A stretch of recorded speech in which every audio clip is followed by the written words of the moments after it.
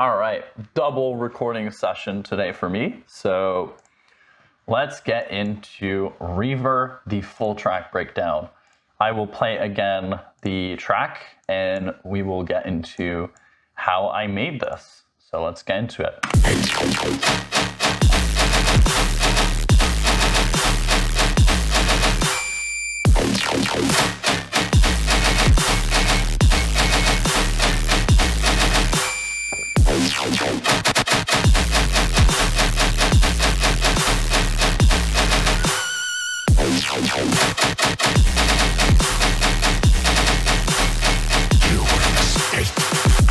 Anyways, so that's all we get from here, because that is the drop. I honestly probably should have started this differently, because we're actually going to cover the intro. Whoops, my bad.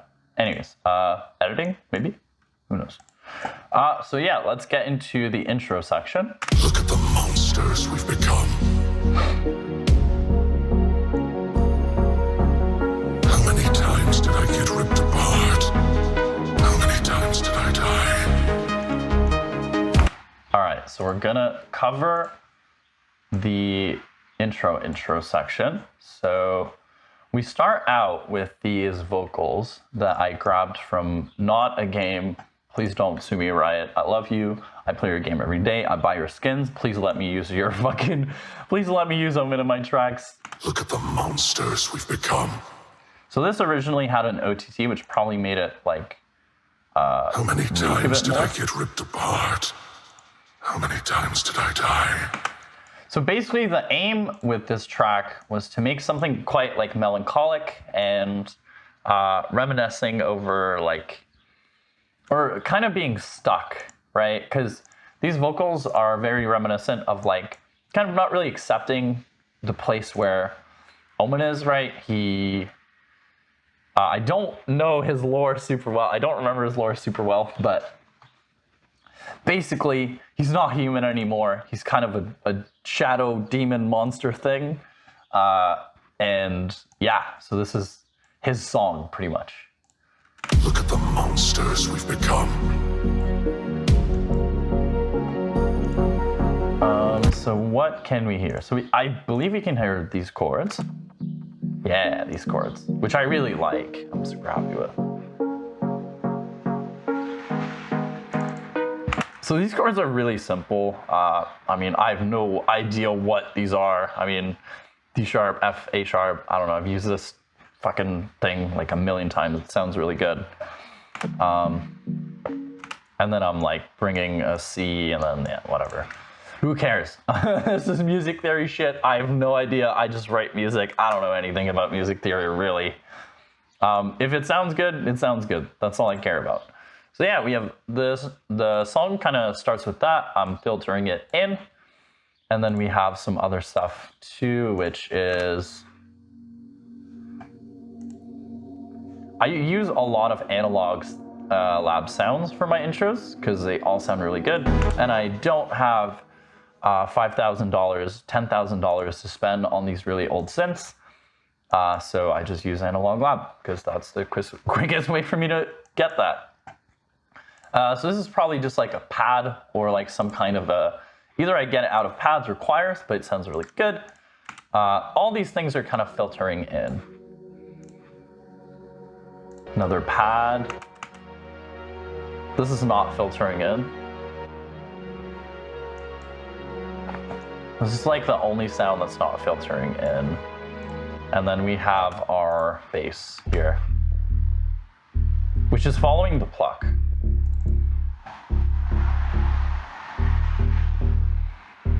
Only thing I did here is add a bit of saturator, some bit warmer, which I really like. And yeah, that's pretty much it. Filter, EQ, nothing too crazy.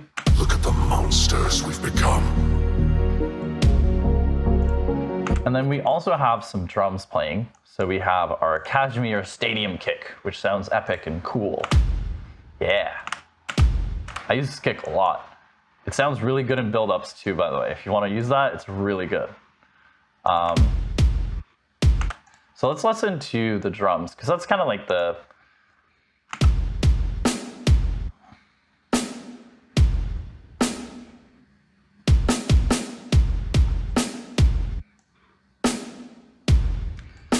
So we're not hearing the perks too. So let's play all those together. So we have.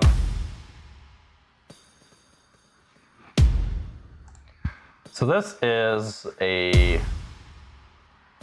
What is this? I feel like I use this in like primary school, but I don't remember what it is. So anyways, it's like a, who knows, some type of percussion. That sounds cool. Very simple at first, because we're still kind of bringing in the track. I'm also like taking the tail of this and then reversing it into the next one. It's really subtle. You can barely hear it, but it's there. And then we have the more, like, we're opening up the drums, I guess.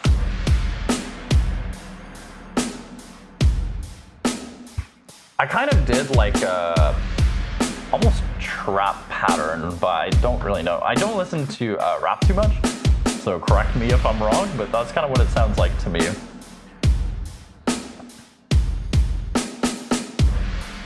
I also used a gong, and then we have tambourine, maybe, something. Is that what that says? Yeah, tambourine. Oh, that's what it's called. Oh, well, okay, fair enough. I know my instruments very well, so yeah. I don't know how much there is to cover. Oh, I can cover some of these. We've already kind of heard some of these, but they were filtered, so now we can hear them without filter. This one was already unfiltered, don't need to hear that.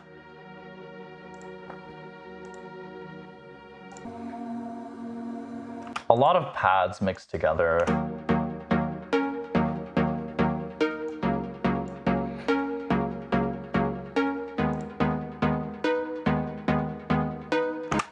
All these sounds just sound so cool. Keep in mind, some of them are missing OTT, so they kind of sound a bit weird, but it doesn't really matter that much. It adds just a bit of high-end, nothing too much more.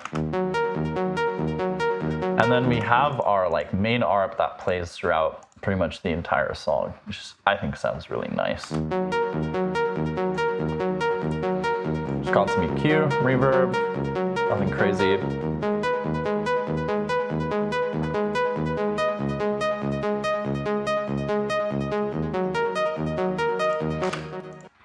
And then pretty much this is one of my like favorite parts of the chord progression, which is,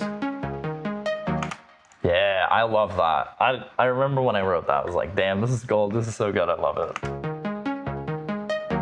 Yeah, so nice. Anyways, and then we have, you know, our risers are starting to come in, because here is where we get into our build-up. And then in our build-up, we have this ARP that comes in, which is not playing. Oh, okay. Well, I don't have the serum for it, so fair enough. Let's get a quick serum.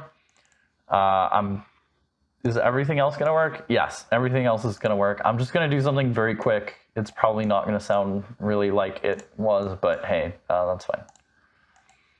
Just something like this. That's probably about kind of generally what I did with it. Damn, it kind of sounds cooler. Fuck. Wait, what the hell is happening? Oh wait, is this? No.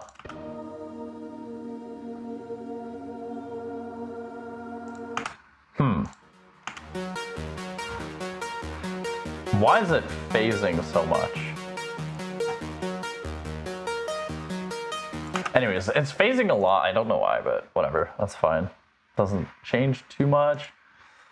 Oh, maybe it's just getting like hella distorted. Yeah, I think it might just be getting very distorted. Well, we'll say this is what it sounds like. So yeah, we can cover the drums now, which is very typical rhythm, blah, blah, blah, yeah, yeah. My build-up's very simple. I'm trying to change that now because I'm realizing how simple they are. Preparing for a show I did a few weeks ago, or last week, I think. I was like, God damn, I really don't make it complex enough, but that's fine. This song is about a year old, so keep that in mind. But yeah, Drums are very standard. I'm just bringing in some crashes, hi-hats, and then kind of changing the time from like 1/8, 1/4, and then 16ths, I believe, something like that. And then here we have our basses that are coming in, that are reverbed out and filtered out. And they are also pitched up. So that's what that sounds like. Holy crap, that was loud. And then for these, I believe, so what I'm doing here is I'm just taking these, bringing them into audio, and then either for, yeah, I'm transpositioning them to +4. So at about here, they should be +4. And I'm doing it for all of these. And then I have 3 different risers, and we have our main vocal here, which is... If I must live in this nightmare, my enemies might as well join me. Which I thought was really nice. I like it a lot. I thought it worked kind of perfectly for this song because it is kind of angry and spiteful and holy fuck, I'm stuck and I hate it kind of thing. So that fit perfectly. And I feel like it probably reflected some stuff that I was going through in life also. That's usually how my music happens, is I go through shit and then I write about it. And then I might not even know what I'm talking about at the time, but later on it kind of makes more sense. Yeah, so let's get into the drop now. I'll play you the drums and then we'll get into some of the basses. I won't go too in depth with all the patches. I'll probably just like pull them up and see if there's anything cool or interesting, and we'll kind of dive deeper.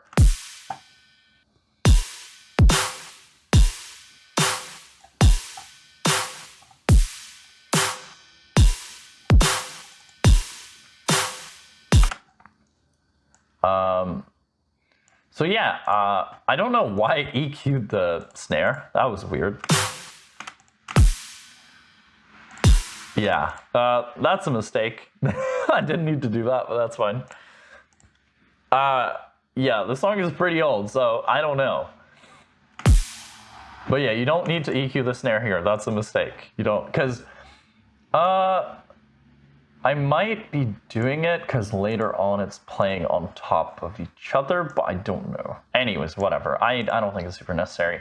You can, if the kick and the bass are kick and snare are clashing, definitely do it. But if they're not, if you're making a more traditional like rhythm track where you're gonna have your kick on your clap or snare, then it might be worth doing. If not, doesn't really matter. Because the frequency range here is not going to be overblown with your snare low end.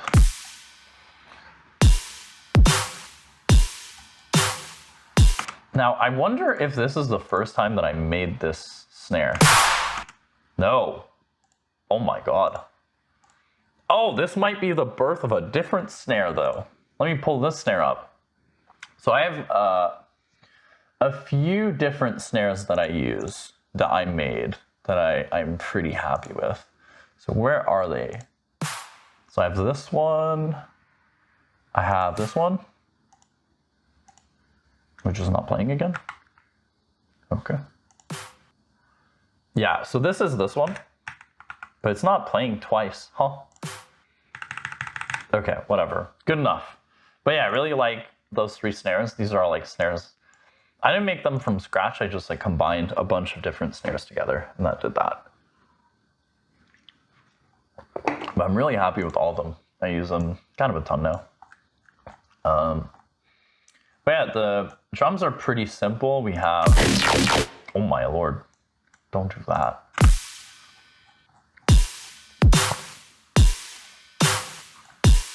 Crashes, rides.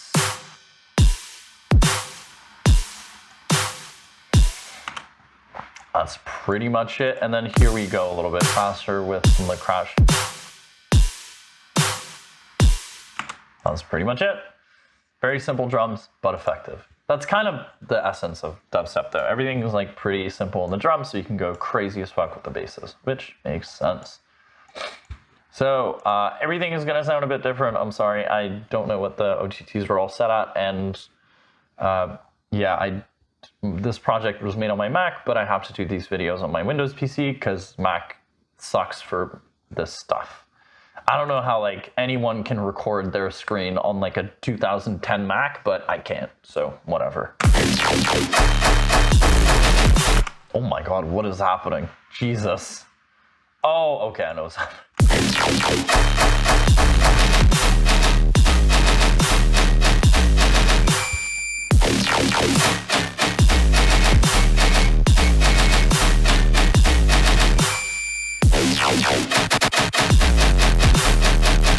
So it sounds like pretty different because honestly, like all these little OTTs kind of make a big difference and it's annoying, but whatever. So we start out the song with this, which is this like very weird thing. I'm pretty sure all I'm doing is taking the main bass and I'm just messing things up. Oh, this might be a new bass. Yeah, because I did the main bass video a few days ago. If you didn't see it, go watch that. You'll see how I made the main bass for this track, kind of. So yeah, I'm using shift and some, what the hell is going on?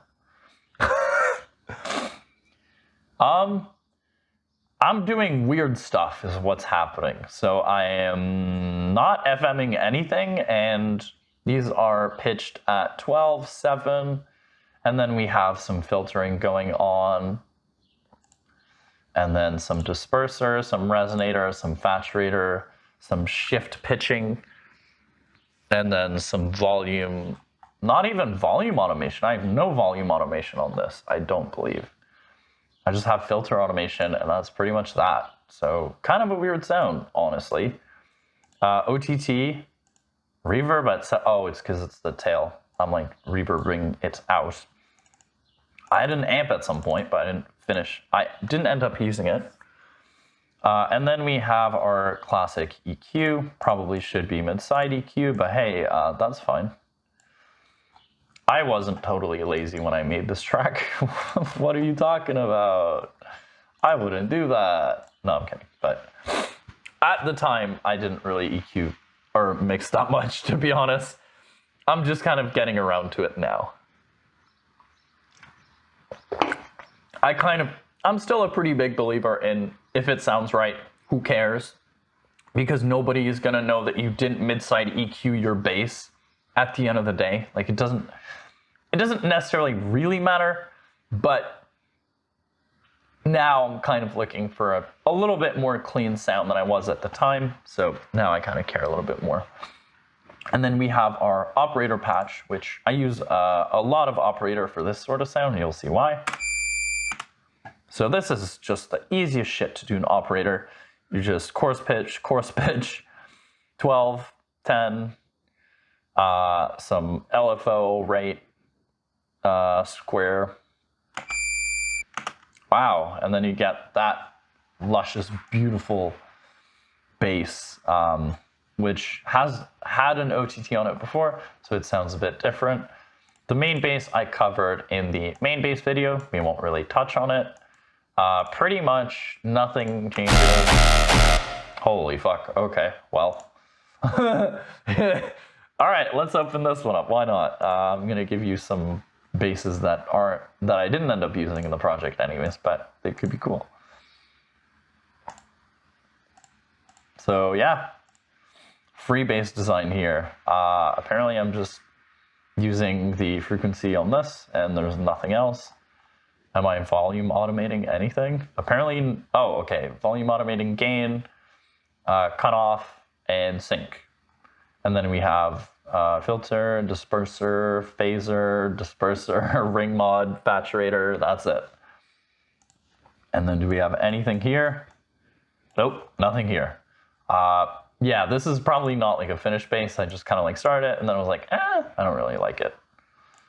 Let's see, what is this one? Ooh, this one's cool. Yeah, this one I really like. I remember when I made it, I was like, holy shit, this is so cool. Pretty much, is there even anything different? Maybe this is different.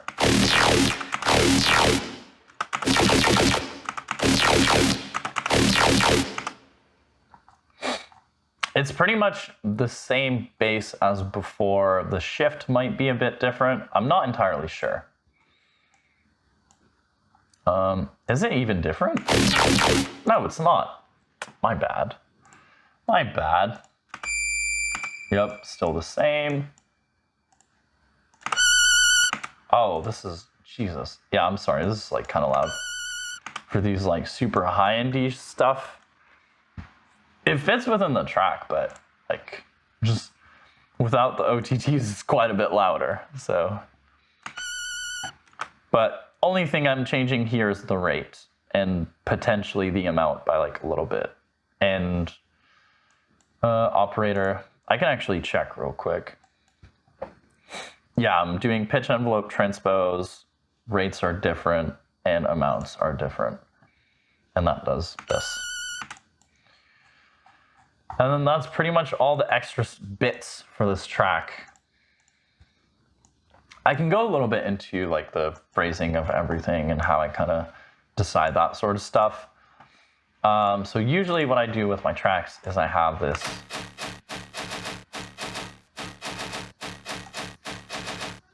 This is like one phrase, and then you have your kind of call, your response, your, what is this part called? I don't remember. There's like a really common term for this part of the track. Basically, you're preparing to go into this section, which is your call again, response, and then whatever this part is called, I don't remember. But yeah, anyways, I usually kind of work in that sort of phrasing. I usually keep the call the same for, I think 4 measures or 4 phrases, I believe. I don't really know all technical terms and shit like that. That's not really where I'm good at. I'm good at sound designing. That's pretty much it. That's what I do. I make sound design and I make it sound cool.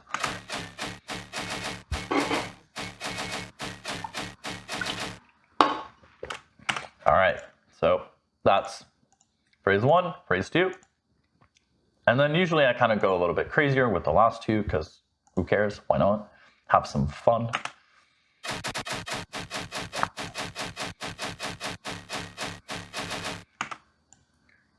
And then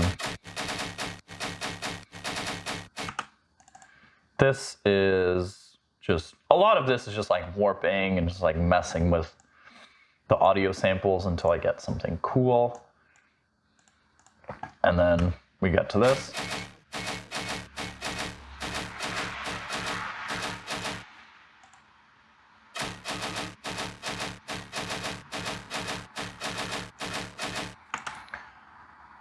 Just like very subtle variations usually on the first 2, and then for this one, I'm going a bit crazier with the last 2.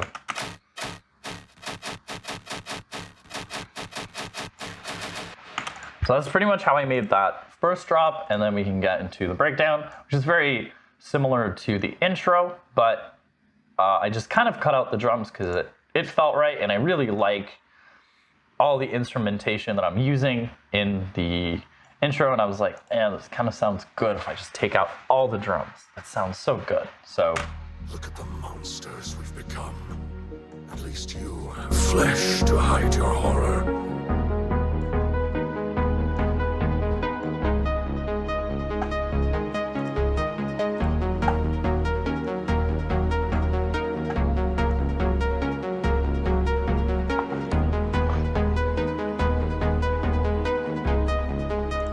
pretty much the only difference too here is that I'm just adding the lower notes, bringing them up to the fourth.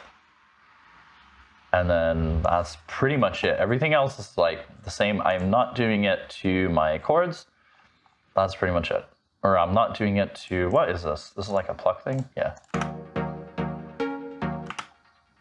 I would always recommend like naming this stuff. I never do it. I don't know why. It would make my life so much easier if I just wrote like pluck or like pad 1, 2, 3. Like, man, just do it. It takes like 4 seconds. I don't do it, but you really should do it because I'm just disorganized. But especially when you're working in like Pro Q3 and you're trying to like match EQ stuff, not match EQ, I don't know. Make sure that frequencies aren't like fucking each other up. That's a really good way to do it. So yeah, because it's way easier to find them. But yeah, this intro, not super different, or breakdown is not super different from the intro. Just adding some layers on top. That's pretty much it. And then we go into our build up, which again, not super different. We can kind of go over the voice here. Look at the monsters we've become. At least you have flesh to hide your horror. So yeah, that is the second voice line, which I thought was really cool. In this, if you know Valorant at all, he's talking to Viper. So he's saying that at least she has flesh to hide her horror, because I believe Omen is just like a shadow creature. And she is like toxic, but still has flesh, so that's cool. So he's kind of a little jelly boy about that, which I would be too, man. If I could look like Omen or Viper, damn, you know I'm picking Viper on that one.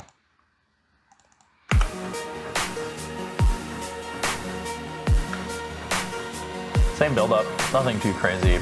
And then we get into this, which I will play with the audio because everything is gonna sound a bit fucked if I don't do that, so.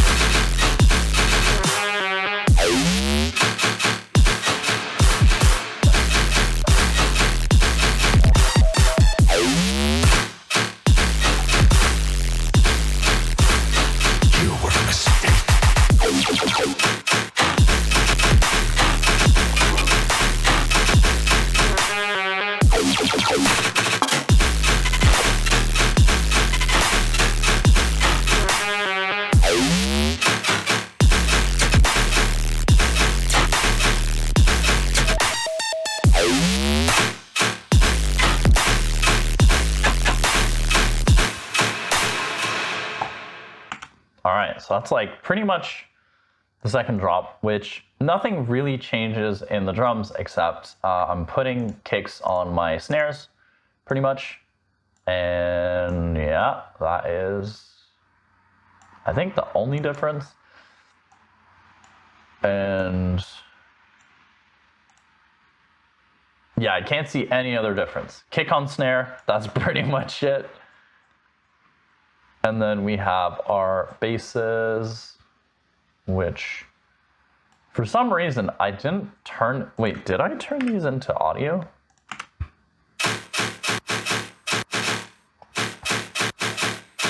So these are audio. And how do these sound?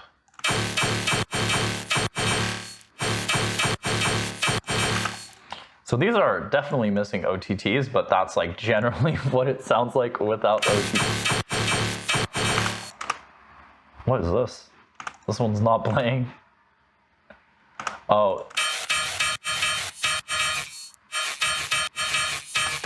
Well, that's a cool sound. Love to be woken up by that.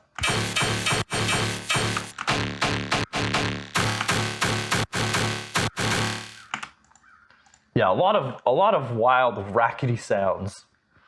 Some big old rackety sounds. So let's go into this one. This one is cool. So it's just a variation of the original sound that I've been using, the original call, I should say. And I just added another like volume automation thing. Man, I'm not good with terminology. I gotta get better with these for you guys, because I'm struggling here. And there's a pretty big potential that I might have changed the shift a little bit. And then apart from that, I doubt that I did anything else. But that is that sound. And then we have this one. Man, this is wild. This is a wild one. That sounds so cool. Yeah, only thing I did here is just mess with the rate and then the amount, and then everything from the last version of this is the same. But yeah, this is a cool sound. I like it. And then again, rate, amount, changed, gives you that. Again, Operator is so good for making this type of sound. It's so fun. I usually have a use case for like all the plugins that I use, and that's kind of pretty much the only thing I do with Operator. I don't do anything else with Operator. I'm sure it's great at doing other stuff, but so long as Faceplant exists, sorry. Nope. Like Faceplant is just my main synth for basses. And then for like this sort of sound, my like little responses or calls, not responses, my turnarounds. Oh my God, I found the word. Only 5 minutes later, all good, turnaround. Yes, okay.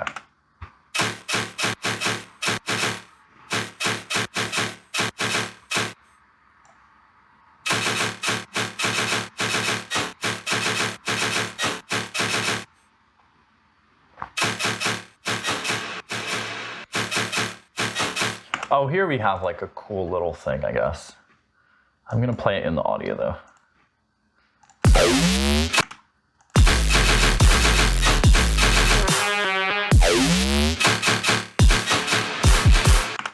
So I'm kind of like stopping everything to get, to kind of build up something here.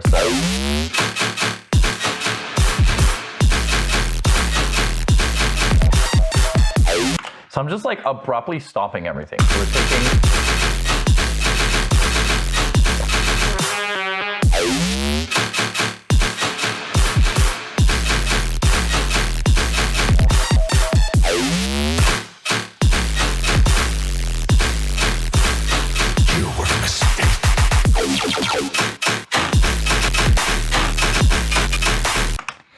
so usually I use my second drops to just kind of go crazy and just throw everything at the wall and just kind of let loose all the ideas that I couldn't necessarily do in the first drop, because I kind of have to build the track to allow myself to get here.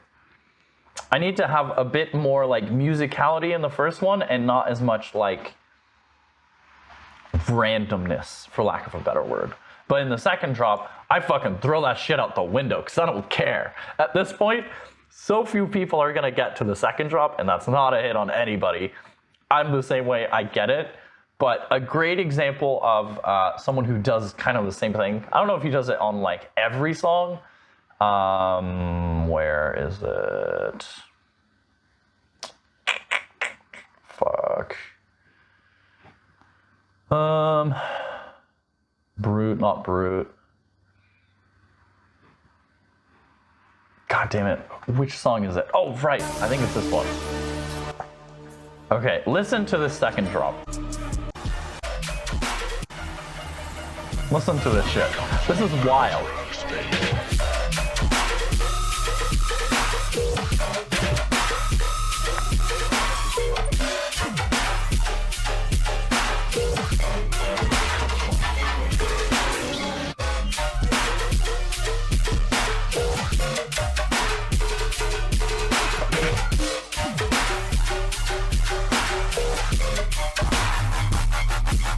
This is fucking wild.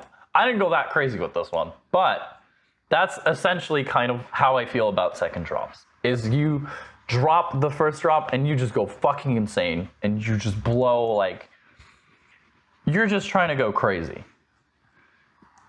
That's how I kind of view my second drops, and that's kind of my favorite kind of second drops. Some people are lazy, I'm not gonna name names, but some people literally copy paste their first drop, and I'm like, dude, the second drop is the opportunity for you to just go wild. Just take all the ideas that you couldn't use for your first drop and just go crazy.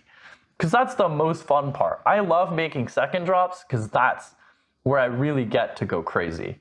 but I want to play this a bit more. This is all my...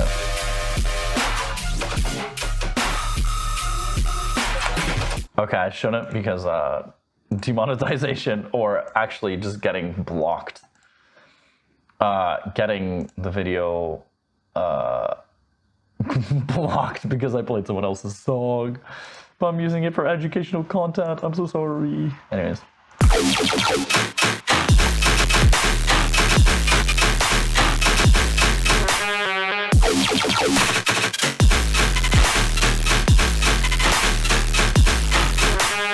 There's so many like weird things happening in this base. Like, I did a lot of weird warping here.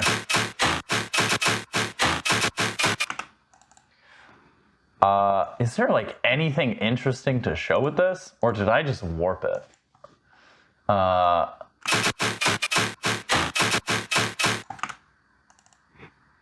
It doesn't like show, did I transpose this? No. How? I don't know what is happening, but somehow, oh, I think I like consolidated it. So that's why we can't see it. This part's cool. A lot of this is just going like, usually BPM's at 143, so I'm halving the time. And then it's giving me that. Whoa. What is this? What is this? -4, and then we get that. Wow, what a, that's fucking insane.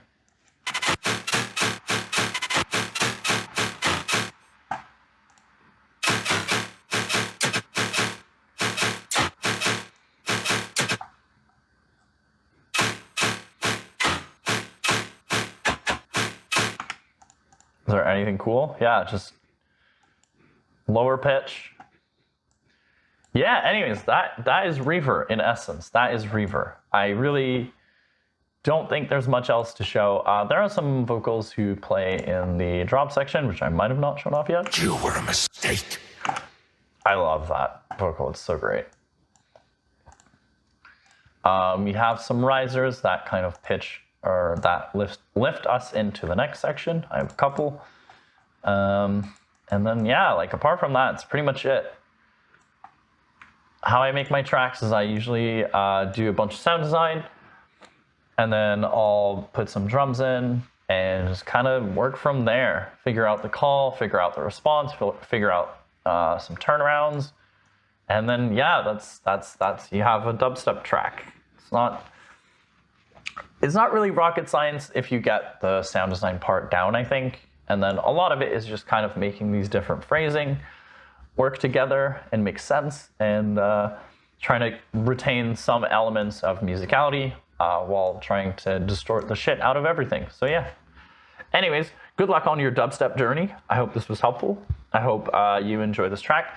Go check it out. It's going to be everywhere. Spotify, SoundCloud, you name it. It's going to be out. It's all over the internet. Everyone's listening to it. You should too. Please listen to my song. And also subscribe to the YouTube channel if you want more videos like this, because every release we will be doing track breakdowns, bass breakdowns, sub breakdowns if I did anything with the subs, or other breakdowns of things that I thought were cool that I did in a project. So yeah, thanks for watching. Hope this was the shit, you know? This is the shit YouTube channel, so thank you so much. Bye.